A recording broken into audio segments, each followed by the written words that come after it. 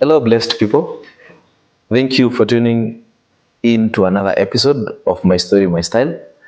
We're still here to empower, to inspire, to motivate, and to do many more. And I would like to tell you guys, please subscribe to our channel. Ndio tuwape vipindi zingine mingi. So in today's episode, I bring in a friend, a colleague, Mr. yangu, namwitanga Bogiment. Karibu sana Bogiment. Kwaje? Asante. Okay. I'm good. Hey, sijakuona siku mingi, umepotea? Meru bana, Meru. Kutafuta bana. Kutafuta? Hazipatikani? Kutafuta. Yeah. So introduce yourself.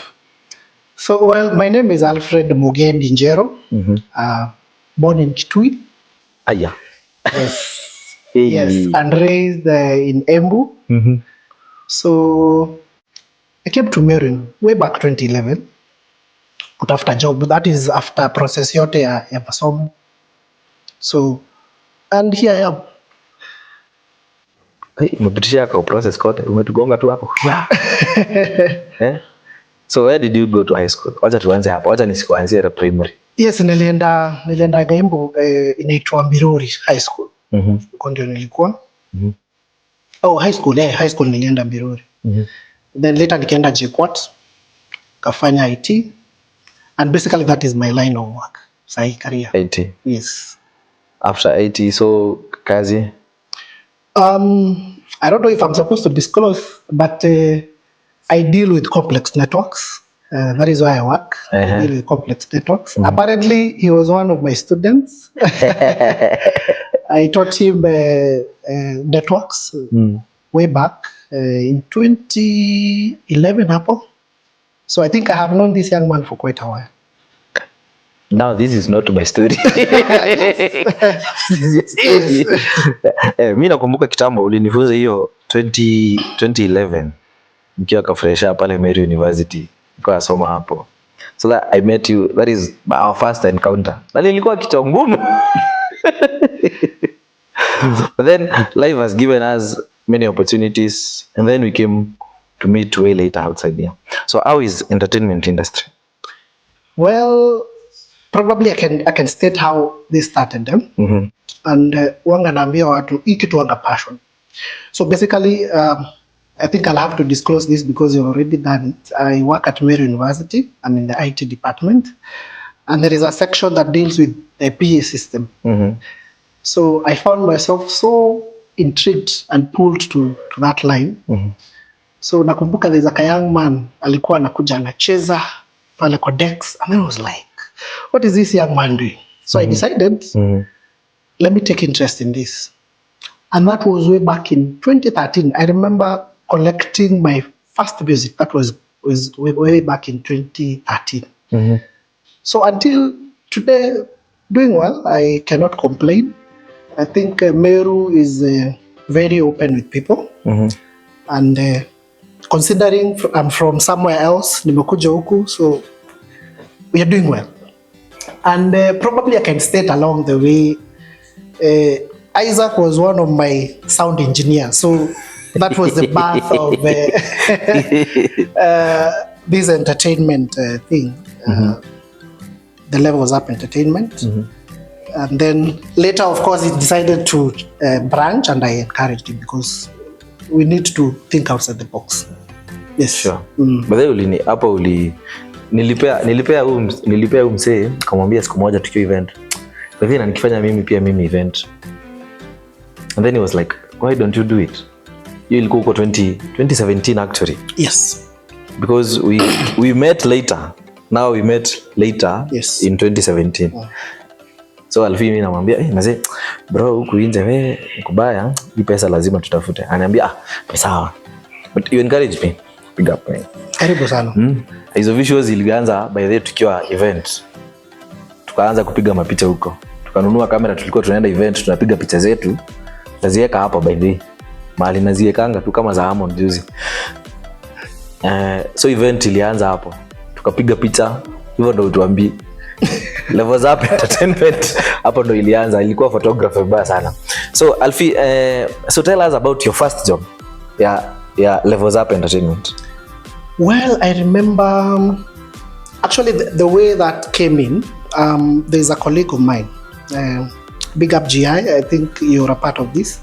So GI apparently was having a wedding. So that time I was doing the PA system at the institution.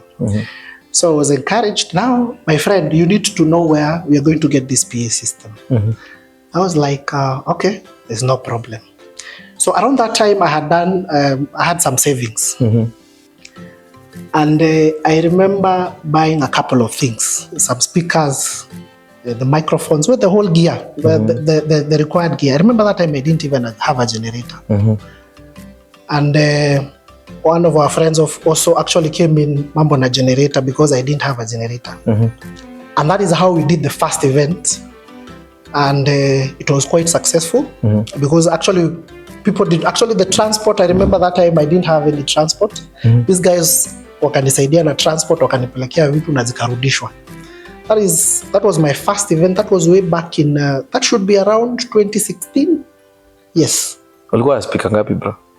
That time I had, I think around 4 mid-range speakers and 1 bass. Those are 5 speakers. And 1 set of microphones.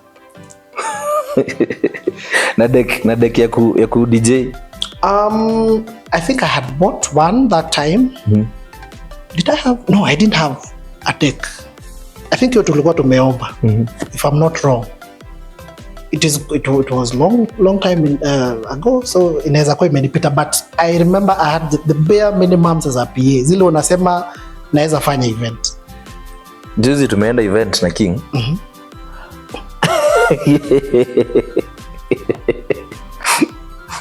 Sisi tumefika event, kazi yetu ni video na picha, si mnajua. Tumefika hapo, alafu wase watuambia, nyinyi ndo ma DJ. Wakaona ka King kona barasta, yakawalia. Nyinyi ndo ma DJ, tukamwambia hapana. So initially the DJ shows up. Nakuja na rapi, bro, tulicheza watu. Chatu tuseme ukweli. Mbona mnatuchezanga? Tunaitisha deck, mnatukuja na kalapi ama simu. Mnaanza kucheza YouTube. Well, okay, bista ongelea wase. I know there are those kind of people. Na ina matter sana na what investment umefanya. Because I remember when I was starting this, I was very interested. Unaona ile unaingianga kwa event, pap, the first thing unasikiza the sound. What is the quality of this sound? Amenunua nini? As in, what is different if the sound is good? Yeah. Because I usually appreciate good sound. So unaenda unasikiza. So if you don't invest, hata kucharge, hauta charge vizuri. Now of course rates zako zitakuwa chini. And that is where we are going wrong kwa industry. So if mtu waja invest and you charge low, wewe ukienda kucharge event ya 5k ikona DJ na sound yenyewe and some other stuff, my friend, hutakosa kuja na hiyo laptop. Hata wengine simu, they use the phone. And I would like also to know the technology they use. Unapata mtu kwa simu na amechangamka sana. People are different, but what I have learned is give what you put down in a quotation. Nimekwambia nakuletea speaker 10. That is what I will bring on the ground. Wacha nifike ground and decide later, this is too much for this event. Wacha nizieke kwa gari. So that will go with the pricing and the investment umefanya. Nice one. So back to your first event. Challenge gani ulipata? Well, I personally don't call myself a DJ.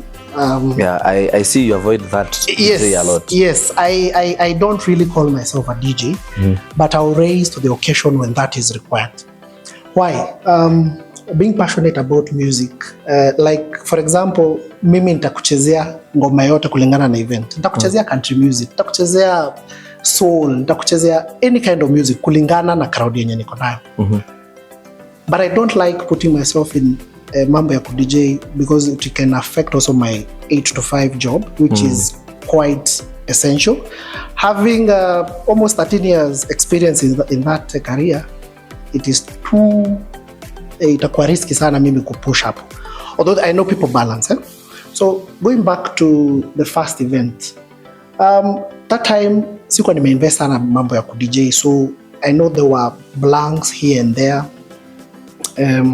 The sound quality was not the required standard yenye najua sahi nimefika, but we managed. We were able to have the event completed successfully, and everybody was happy with the circumstances that were there by that time. So that was a good start, and siwezi complain sana. At least nilianza humbly, and at least that was nice.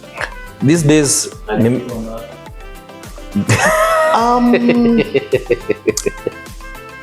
I remember that time I was not really looking at the amount, but it was not less than 15,000. It was not less than 15,000. I think nilianza standards kitambo.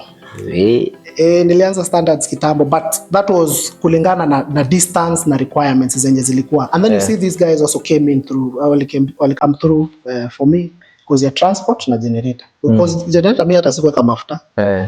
Transport hakuna mafuta niliweka kwa hiyo gari, so everything was working two ways. Okay. Now recently nimeenda event mahali, and huko natafuta best yangu, wewe simuoni. Siku hizi umekuwa big. How do you call it? CEO siku hizi hapatikani. So now Levels Up is a big thing to an extent where, but you don't show up. You send your guys, go mshughulike hapa, wewe shughulika na quotation. So how does it feel? Well, I don't really separate myself from this event. I have learned a very big lesson along the way. You don't let the guys you're working with fully for events. Now, the only time that works is when you have like 3 or so events in one day. And if I'm not involved in any of them, I'll make sure nita. By involved, I mean naenda na tuseme niko na DJ. That one inakuwa sasa siwezi fika kwa hizi zingine. But normally I like being in most of these events. Why? I want to get the reaction of our watu. Unaona? And as I said earlier, you have to invest. PA system is quite good. PA is quite expensive. I was joking with a friend of mine nikimwambia sahi tunanunua good microphones at 100,000. And you get yourself buying those microphones. Why? Because you know the services will give you. So PA system, it's quite expensive, so you have to lazima ufike bei. So hapo kwa PA. Saizi umeenda tuseme event ya a very big institution huku nje ma corporates. Stress yenye wanakupeanga ni gani? Kitu ya kwanza ni time. They are usually very concerned with time. Number 2, sound of course lazima ikuwe sawa. And unajua time sasa utakuta normally event itakuwa inaanza 9. Then usikie mtu anakuambia we want you here by 6. But normally what we do when we realize that the event maybe iko mbali ama the demand is high. The demand basically is the numbers. Utapata ni population ya like 2,000. Hizo tunafanyanga usiku. So that hiyo pressure tusikue nayo. And then sasa during events useme ni kama graduation, hiyo mambo ya kupitisha mic. So hiyo timely wewe unachangamka. Hizo ndio challenges tunapatanga, but along the way tumelearn kuzikaba, because ukipata experience kama yenye niko nayo ya kutoka 2016, that is around 7+ years. So it gives you the exposure you require, and you're doing well. And the other challenge probably is when you have a DJ mwenye mjazoeana playing the wrong things, because I found myself kwa events nimekata music mwenyewe, and probably najipata nimeingia hapo nimeselect music yenye najua ina fit na hiyo occasion ama that particular event. Probably I can state one that we had. Client ameenda amekupatia music ya kucheza. And it happened ilikuwa Verabit College graduation. So they had songs they're supposed to play pageants wakienda kwa ile nini. Wakifanya hizo catwalk zao. So you realize I have idea ya music, but the problem is wanataka type moja ya music. ni kama kitu kama 10 wanatembea but ni ngoma moja inafaa kuchezwa. So like what should happen here, but the client always dictates, and those are challenges that you are learning to face. Yes. And how about payments? Well, payments tunatesekaga. And I think I can concur with some of my colleagues, some of my fellow businessmen kwa industry. We lose money where you get your deposits na balance ina missing. And actually from your show, I really appreciate, I learned 1 or 2, 3 things. I was mentioning to a friend of mine that I'm going to do the agreement way. You see, when you do an agreement, hata nikienda polisi niseme huyu mtu akona 10,000 yangu, I have evidence because their signature is there and the agreement is well stipulating that you're supposed to settle your balance after the event. Now, I usually tell people, make sure you give 100% kwa event so that you don't have this push and pull. Because client anaweza kuambia outright event haikuenda venye ilikuwa nafaa. But I have never found myself in such case. Ni ile umekuwa na ubeshte sana na watu and then they take advantage, which is very unfortunate. So by people, make sure ka agreement kaandike kamesainiwa. Kwani kuprint hiyo document pesa ngapi? It's around 10 shillings or less. And you have your agreement that mtu akidisappear na pesa yako, you deal with them in another dimension. Kimei kuramba kwa hiyo agreement? Yes. Kwa hizo personally, I have tried to be very trustworthy with people. But I'm looking at kama sasa April, there are so many events in life. So I want to kickstart my signing of agreements. But I remember there's one that I did way back, but hiyo nilikuwa naona kama naweza tokwa. It was quite some good money. So we had to do an agreement. Ikasainiwa mpaka na witness. Hiyo siku nilikuwa na bidii. Because ilikuwa ka job ka like 3 days and it was paying quite well. Na sikuwa napata deposit. So nikaona hapa naweza tokwa. So I had to draft that like a page and a half. Yes, stipulating the repercussions and the requirements.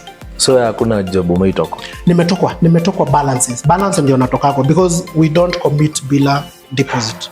You have to have that deposit ndio kazi ifanyike. At least umetokwa balance. So we go on a very short commercial break. Turudi tena.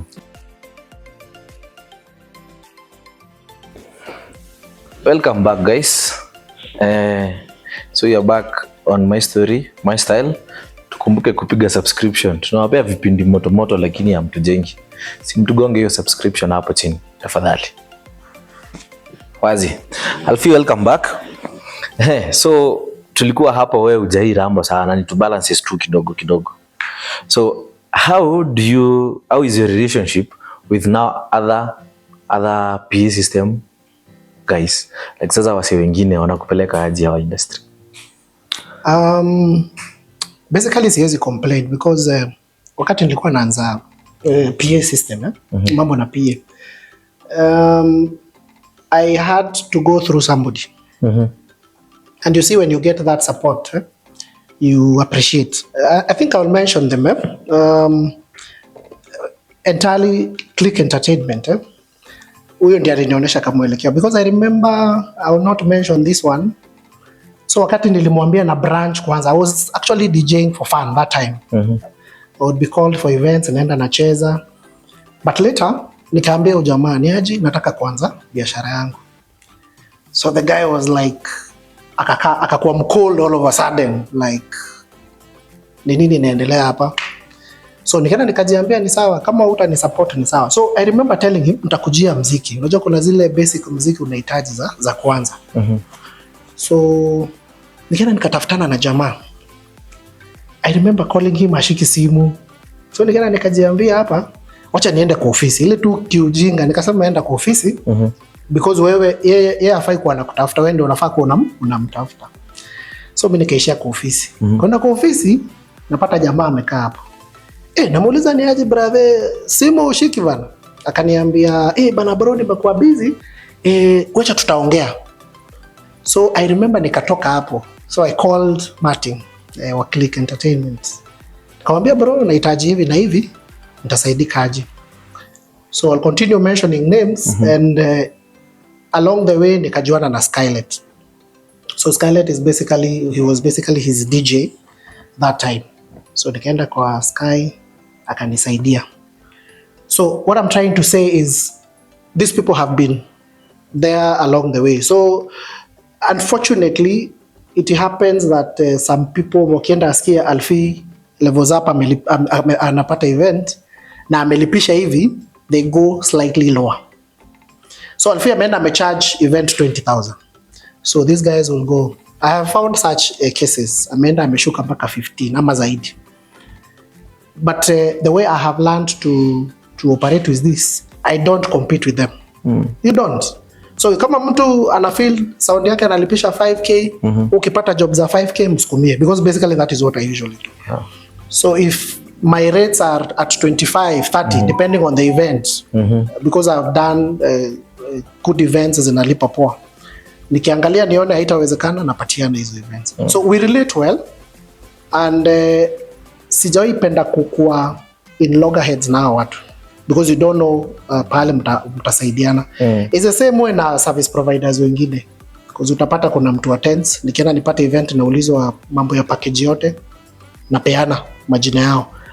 And the one thing I usually make sure I do, ile quality mimi nitapetiana, ndio pia nitakurekomendia.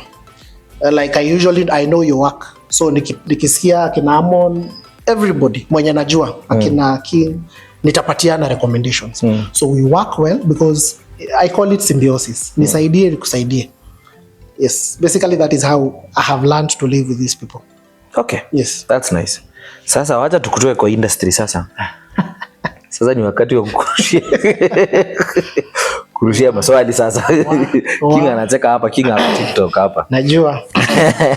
So let me take you back to where you work. Sitaki kuguzie mambo institution, we don't want to talk about the institution yet. Yes. How does it take you ukiwa pale challenges zako sasa wewe ukiwa Alfie? Unajua Alfie kijana ako na pesa. Kijana ako na pesa. Kijana ako na levels up entertainment. By the way unajiita aje DJ nani? DJ Forehead. Namba 4 nyekundu. Yes. Namba 4 nyekundu. This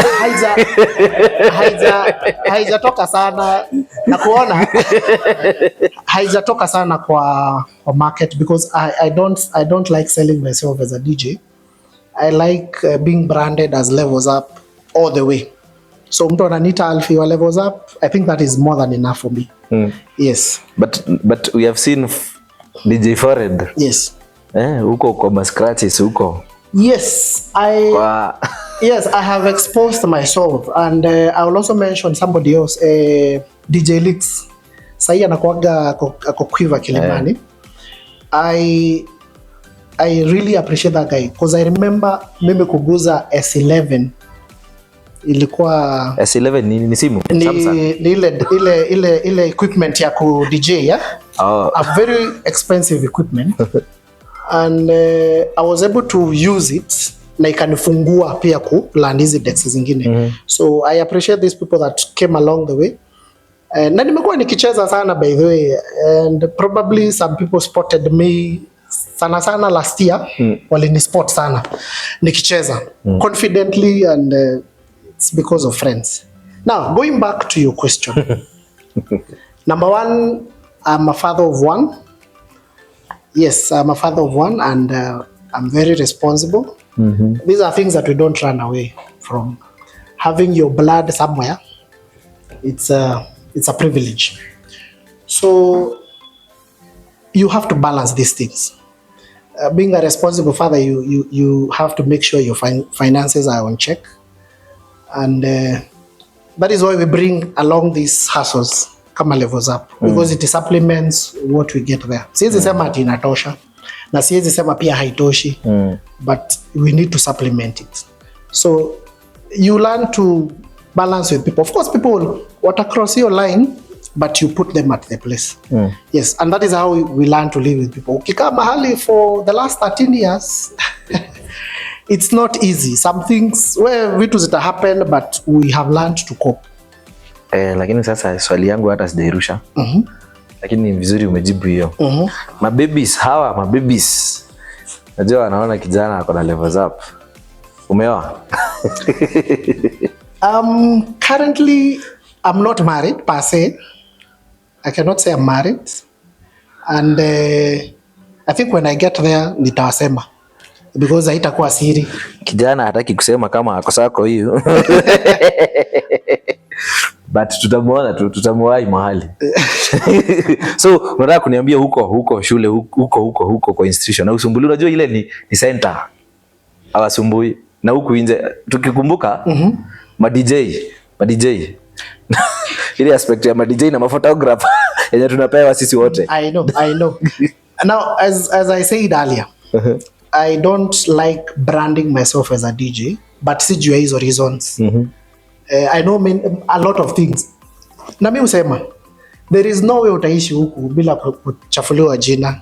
I know my name has been running all over this town, but kila mtu aishi maisha yake. You see, unaambianga ukiishi na watu wanakupenda sana, hiyo ni makosa. You need people to hate you so that at least kama kuna kitu unafanya wrong pia kama sasa kama ni story ya sound, mtu probably ataongea kitu mbaya nayo, unanisaidia kuchangamka. Yes. Bro, tulichapwa siku moja na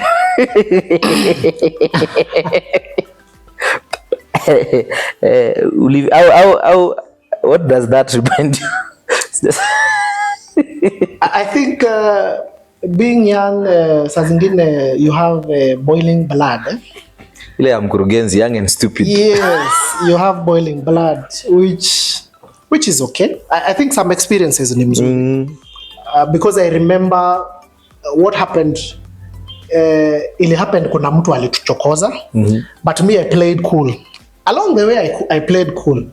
Then tukatoka kwa hiyo scene, tukatoka nje. So tulikuwa watatu. So wewe na best yangu mko like, kwa nini amekutukana? Alfred tutalala aje kama tumetukana? I was like, si mimi ni hao mabest wake. I was like, bro, manze tuachane tu na history, twende tu.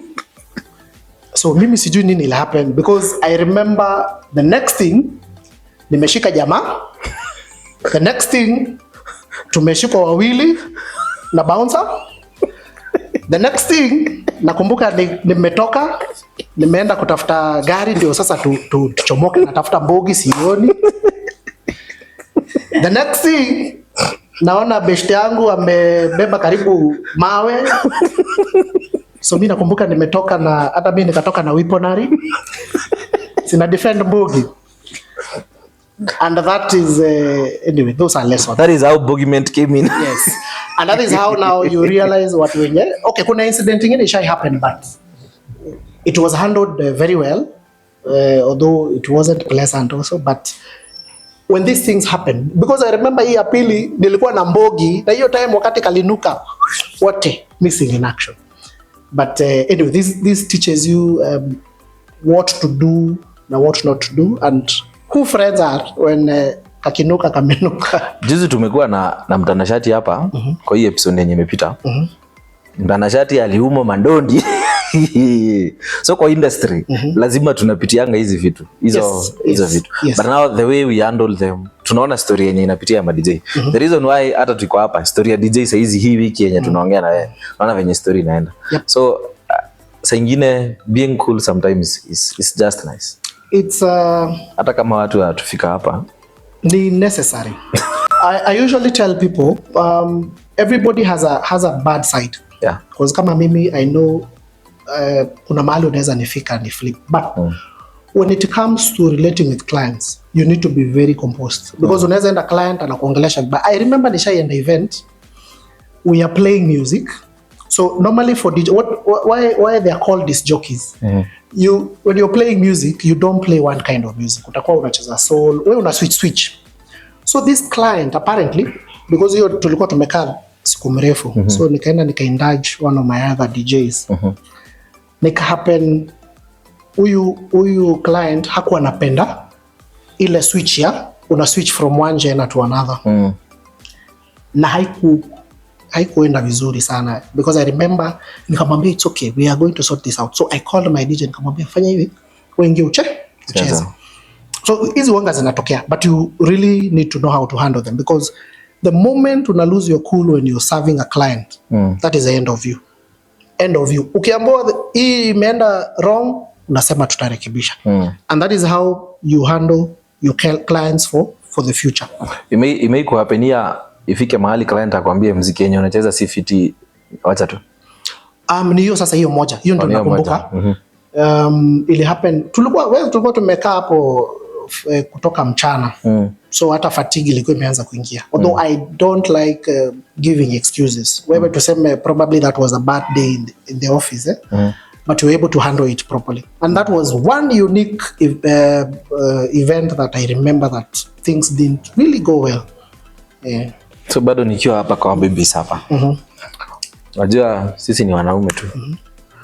Umeimaliza event alafu umepewa na hawa lika ingine, hii lika ya Eve, alafu akwambia Alfie, si tupatane after kazi tuongee, alafu akaanza kuchangamkia. Imekufanyikia kwanza? Okay, now nitairudisha nyuma kidogo. Of course when you're starting these things, there are a lot to learn. Because when you're starting to go for events that zina extend mpaka zinakuwa na evening parties, anything happens. Utapata kuna mtu alienda kamulika, okay, my DJ is by default, I don't know, wanakuanga na some kind of a attraction, I don't know, is it because of the DJing part? Is it because they look good? Ama wanakaa wako na kakitu? I don't know for what reason. But those cases have happened. It may happen, tumetoka event, tumeenda after party, and those two incidents zina happen. But you see now, shida ukuwa wakati maybe uko job. You cannot entertain hiyo because hiyo pia inaharibu kazi. But cases may happen. You're invited for an after party. You guys you go have fun and you put your limits to ile ubeshte na hiyo story inaisha. Imekufanyikia ukaitwa even after the party? A day later. Yes, zina happening. Yes, they do happen. And they know they go the other way. Mi wanga na monitor pali conversation inaenda. Because kuna mwenye utaona na unajua intention yake. And personally I try to very much avoid hizo cases because they are not pleasant. Zinaweza kupeleka sideways. Yes. So ebu ambia waache kukutafuta. Munaweza nitafuta kazi, but it will be kidogo itakuwa tricky. Okay, Alfie. So now to the next. Kuna hawa tu vijana wako hapa tu. Wenye wako hapa nyuma ya sasa sisi. Wenye tunaona Alfie kazi yenye anafanya iko fiti. So what advice would you tell these guys out here? Number one, nitaiongea ikiwa general. Because I take levels up as a side hustle. Yeah. And it started as a passion. That is what I usually tell people. When you're starting something, make sure it's something you love doing. And isikuwe unapushiwa. Ikuwe tu ni natural. Kama saa venye mimi nilienda nikapenda DJ hivi. Kidogo nimenunua speaker 2, 3. So number one, the passion. Number two, lazima you put your finances in order. Because I can tell you for free, when I bought my first equipment, niliuziwa Imbo. Nimeenda nimenunua nilikuwa na ma JBLs.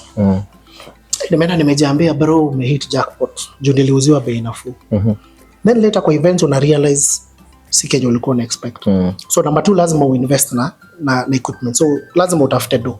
But tumewaambia watu usianze ati massively alili hata unataka tukufanyia events za watu 2,000, 3,000. Start small. Kama ni story ya cameras hizo ma video in your line unanunua hizo kidogo. Buy a very basic camera. By the way, nilikuwa nafanya kupiga picha nikiwa high school. I was a very ile ya kwenda kuoshwa. Nilikuwa naziosha sana. So it's usually in my blood mambo ya photography. So make sure tutakuita siku moja ushike kamera. Nitajaribu, but this is not my forte, so naweza choma. So number one ikuwe ni passion, and then una invest. Mimi I will be available na msee mwenye anataka kuanza from basic story ya sound. I will direct you to the right people. I'll advise you on what you require. Na just in case unataka somebody mwenye anaweza kusupply pia hizo equipments, takudirect kwa msee anauzanga vitu genuine. Because everything actually kama sasa Meru, unfortunately most of the speakers that I buy na buy Nairobi. Because Meru hiyo market haiko. Na ndio mtu mimi wanga nasema charge kulingana na Kenya umeweka kwa biashara. Sure. Yes. Okay. So tupumzike kidogo, tukuje sasa tumalizie.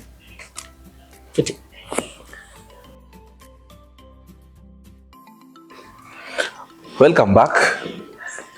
Before I forget, mahali hapa tuko Amon's Creation. Unaona hii set siku hizi venye inakaa vizuri. Tukuje tupige picha. And then I have very big sponsors wenye niko nao. Remedia ako pale town. Tufike hapo, huyu msee anatengeneza mabana kali.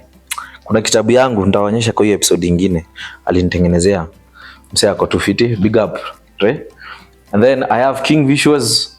King Visuals msee mkali sana wa video. Meru, mkitaka muziki utengenezewe, msee ameiva muziki, big up sana. And then I have Pato Photography.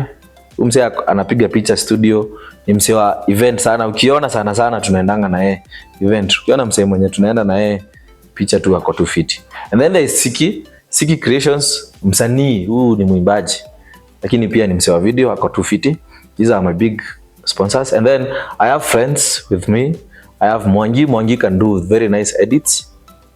Is superb. And then I have Jazari Alex, a director. Tumwatch pale Jo Films, amenitengeneza kipindi by the way, amenificha. Alex tutapigana by the way. Alafu kuna Mudmax, umse akopoa voiceover. If you need someone to do your voiceover, reach out. So back kwa kipindi. As we wind up, Alfie, karibu. Thank you. So as we wind up now, kuna situations that happen in life and teach you some lessons. I don't want to disclose details, but things happened to you and they hit you so hard hadi ukasikia uko down. How did you handle it? And what would you tell people in maybe a similar situation? Unaweza tu kaguzia kidogo tu.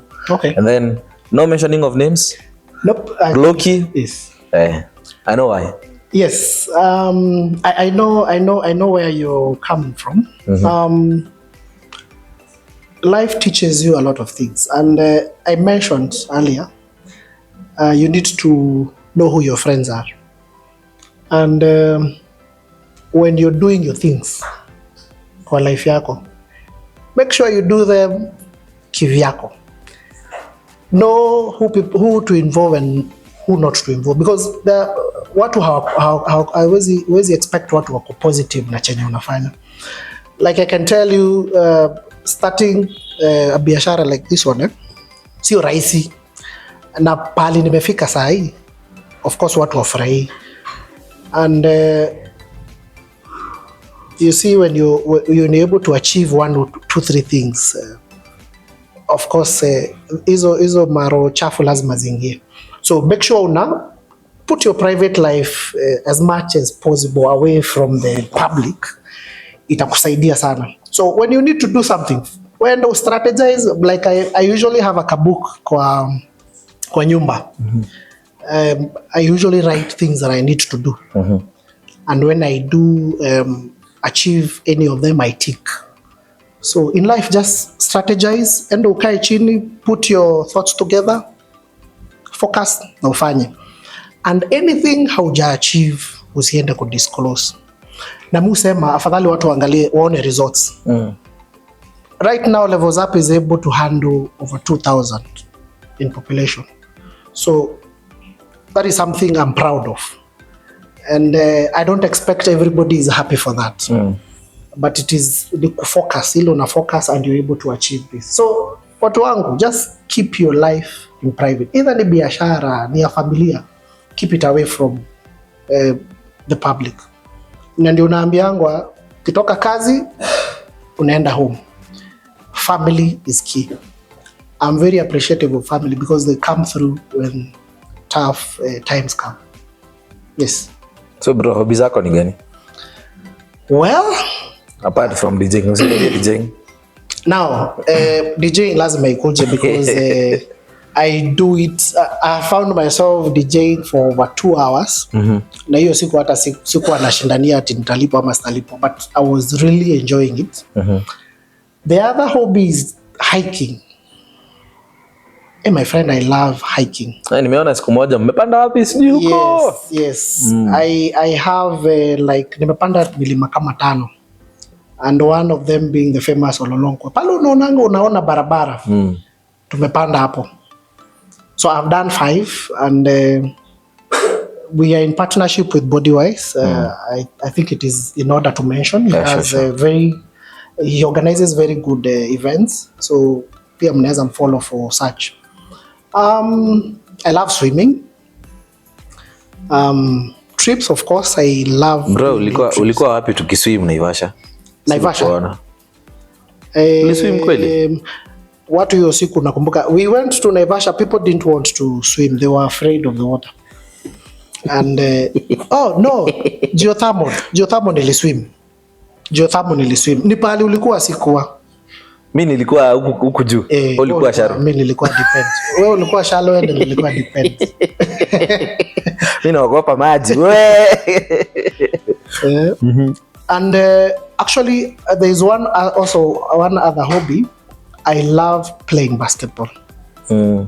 And I have trained basketball way back in 2013 mpaka 2016 ndio nianze levels up. So I'm passionate about basketball. I still play it. Tuko na club inaitwa Bajas ya hapa Meru. So wakati kuna competitions we usually show up for competitions.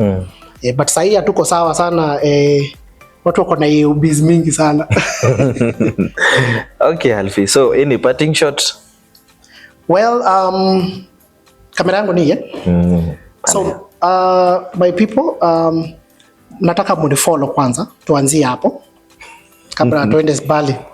Niko Levels Up Entertainment on Instagram, Facebook, TikTok. Hizo zingine bado naziundaunda, but hizo 3 sana ziko active. Now, the other thing, I mentioned it earlier, wakati unataka kuanza side hustle, make sure it's something you love. Like the same way napenda story ya sound. Ita show up anywhere, but sound ikuwe ni yangu ama si yangu, I would like the good sound. The other thing, nilisema, tafute kakitu. Of course you need money kufanya hizi mahaso. Then tafuta mentor. Trust you me, hakuna kitu mbaya kama kuogopa haujui. It is very wrong. Make sure uko na mentor, mtu anakuguide through. And I'm offering myself as a mentor. Anybody mwenye anataka kuanza entertainment, I have learned a lot na naweza share. I'll give you the do's and don'ts na zitakusaidia sana. So basically, and overall, I would like to appreciate Haizo Visuals, Amon and the group for giving me this opportunity. It's quite a privilege. I know itafikia watu wengi sana. So subscribe, follow, and I think we'll be doing justice to these guys. They are doing a very good job. Sijoi ona kitu kama hii hapa Meru. So basically that is what I have to say for today. Alafu upe Amon kazi DJ ingi. The last time I checked, Amon I think kwa hii set yangu mutaweka picha zake zenye alikuwa na DJ kitambo wakati naongea hivi. I think muta decide.